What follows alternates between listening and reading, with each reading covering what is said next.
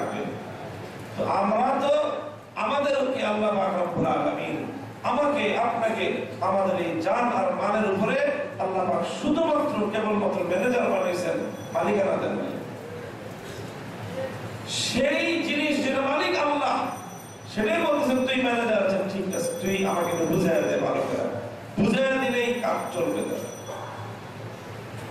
যালিকুম খায়রুল লাকুম ইন কুনতুম তা'লামুন।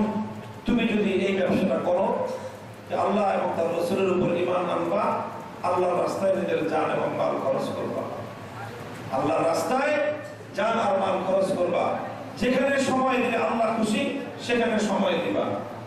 এটা হলো জানকে আল্লাহর রাস্তায় দেওয়া একেবারে মিনিমাম অর্থ হলো আল ওয়াক্তু হুয়াল হায়াত ফালা তাকতুলুহ। জীবন কিসের নাম? জীবন হলো কিছু সময়ের নাম। জীবন কিসের নাম? কিছু সময়ের নাম। 60 বছর সময়, এটার নাম জীবন। 70 বছরের সময়, এটার নাম জীবন। সুতরাং এই জীবনটাকে আল্লাহর জন্য ব্যয় করার অর্থ হলো তুমি তোমার সময়গুলোকে আল্লাহর জন্য দিবা।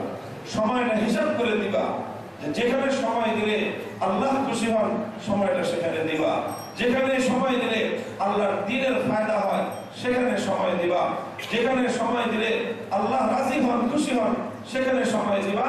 তো তুমি তোমার জান আল্লাহর রাস্তায় দিলা।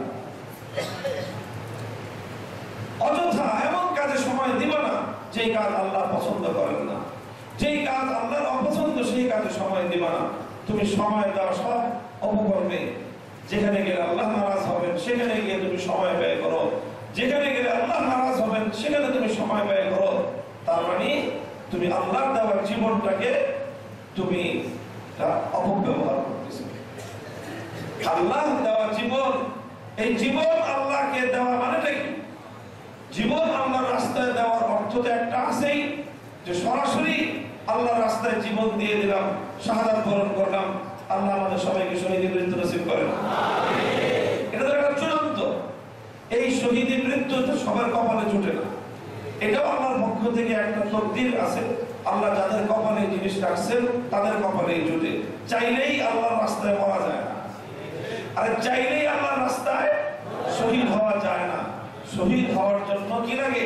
কপাল লাগে। কি লাগে? কপাল লাগে। কপাল কি হওয়ার জন্য?